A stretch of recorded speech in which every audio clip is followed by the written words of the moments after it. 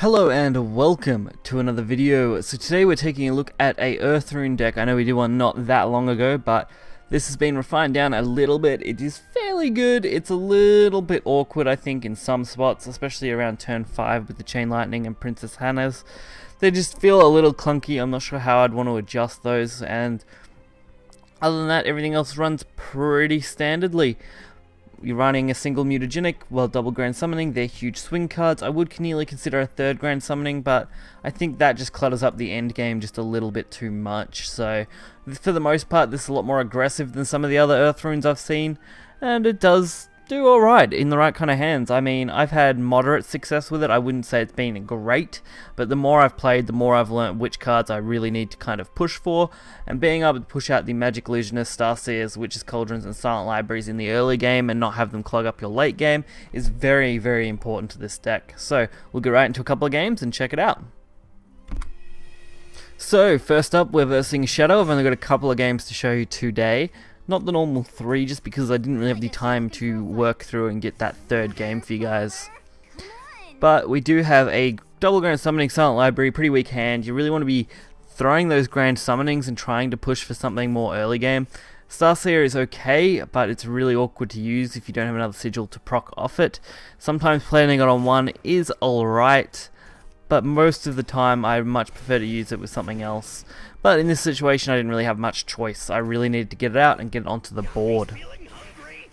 Of course, Shadow's going to play super aggressively, so we need to kind of be pushing the same thing. Lucky that top deck was Magic Illusionist, otherwise I would have been in a real difficult spot having to play Silent Library in the next turn. Not that Silent Library's bad on 2, it's just Magic Illusionist is 100 times better. Just so easily better. Being able to drop the Silent Library now, though, is completely fine. I do get to start pushing damage to face. I'm not worried about small 1 damage followers in Shadow, especially this early in the game. I'm more concerned about the mid-game to late game, when they can be buffed up and really do some damage to me. So Dwarven Alchemist is an almost perfect draw, just because it will work quite nicely in the next turn when I want to be able to play another Earth Sigil. But this turn, a Halo Golem is perfect because it will pressure them into a lethal situation where if they do not deal with these golems, they can deal absolutely mad amounts of damage super quickly. So they're pretty desperate for draw by the looks of it, so this Shadow must have had a pretty crappy hand, having to go into double Demon Eater just to get that 2 draw. But they did leave my Golem up, which is probably not the best thing to do, especially now that I've drawn Master Mage, which means I can actually set that up for the next turn with the Earth Essence. Oh, maybe not. I end up holding on to the Earth Essence. I'm trying to think on why. I think maybe I was holding it for the Halo Golem. It would have been honestly better to play that Earth Essence there and then combo with Mage into the next turn, because knowing Shadow, they do Flood. So I'm not sure why I ended up going without that. This was like 6 games ago that I'd actually played this match, so I'm not sure what I was quite thinking there, but it's okay. We do get the Wizardess, which is just nearly as good. I mean, I can swing that around with that grand summoning and still leave next turn available to just dominate the board. Plus, we also have the Piercing Rune, so if this mage isn't dealt with, Piercing Rune is going to be quite strong. So they do decide to trade in an odd way. I personally wouldn't have left that 4-5 up, especially since you're not going to be able to deal with Wizardess either in this situation, at least not easily. You're going to have to use something. Well, actually no, you do get to deal with it with that, but then you leave the 4-3 up, which is just weird, honestly, especially if you're going into turn 7. I suppose they're expecting Master Mage the turn before, so they didn't really set up for this turn. And now with Piercing Rune and Halo Golem in hand, all I really need is for either an Earth Sigil or for them to play a follower, which shouldn't be too hard, because I mean this follower that just got summoned can't attack, so they're not really going to easily be able to sacrifice it, meaning Piercing Rune will be able to close this game regardless of them clearing both of my followers here.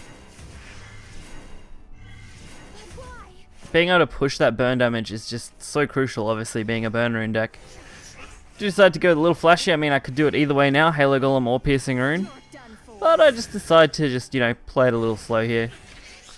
Hit him up, see what I can draw off it. I was just really interested to see if I go for a different kind of lethal. But we deal with it pretty well, I would say.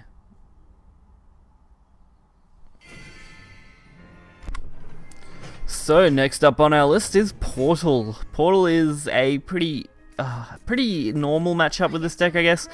As long as you don't let them swarm you in the early to mid game, you can usually take the game pretty easily.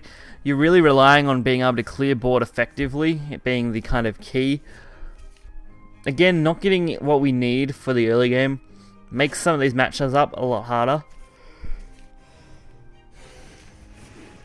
But it certainly doesn't make them impossible, especially since Portal does have a little slower early game, where they really can only push 2 drops, and again, that Magic Illusionist off the top. It just happens so regularly when I play this deck, being able to pull it off the top of the deck. So they do go with the Mecha Wing. And we draw into Silent Library, which sets up perfectly.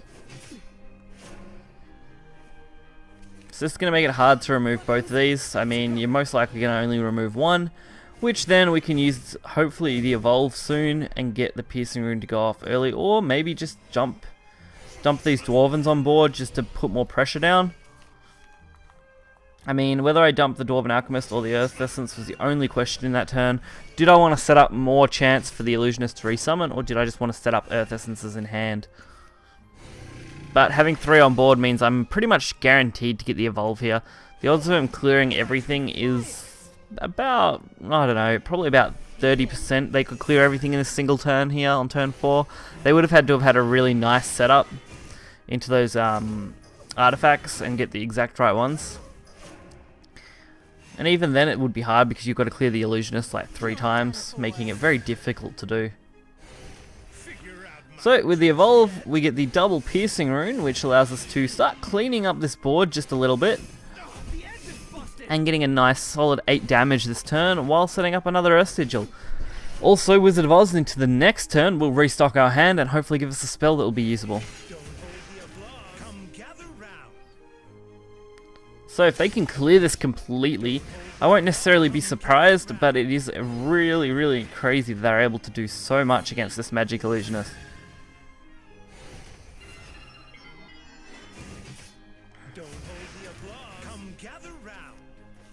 Then we see a meta production into a meta production. So stocking the deck and making sure they're still in resonance, I guess.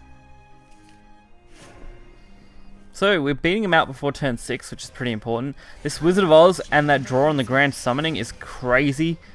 I mean, the odds of getting a decent 1-drop were fairly high, just because Wizard of Oz would have drawn us a heap of cards anyway. But now they've got to beat through an entire board of cards before they can even try and win this game. Which for me is just great. And they don't have what they need to get rid of everything, so perfect for us. So, I hope you guys enjoyed this video. I am sorry that it was a little shorter than normal, just because I only really had those 2 decent games. Some of my other wins were just very, you know, a couple of turns in they'd concede, or just really drawn out to the point where it wasn't just worth showing you guys. So, I may come back to this deck in the future with a few adjustments. Most likely I will, because Dirt Rune and Burn Rune stuff are usually reasonably popular decks. So again, hope you guys enjoyed it. Make sure you hit that like button and subscribe. You'll find the deck list in the description below, along with any other links that may be important to the Shadowverse community, such as the Shadownexus Discord or my Discord. You can check out either. Shadownexus is a lot more active, so I do recommend there. Other than that, I'll see you guys next time. Bye.